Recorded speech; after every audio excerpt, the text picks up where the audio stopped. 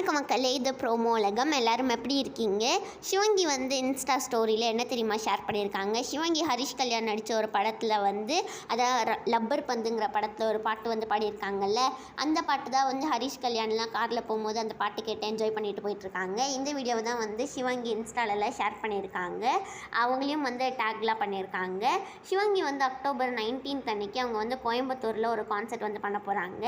அதுக்கப்புறமா நம்ம சிவங்கி லப்பர் பந்துங்கிற படத்தில் பாடின பாட்டு இப்போ வந்து டாப் 20 சாங்ஸில் இருக்குது. அதுக்கப்புறம் ஹர்ஷவர்தனும் வந்து ஒரு மியூசிக் வீடியோ வந்து இப்போ விட்டுருக்காங்க, ஸ்வைப்னு. அதுக்கு இப்போ வந்து 300K வியூஸை வந்து தாண்டி போயிடுச்சு.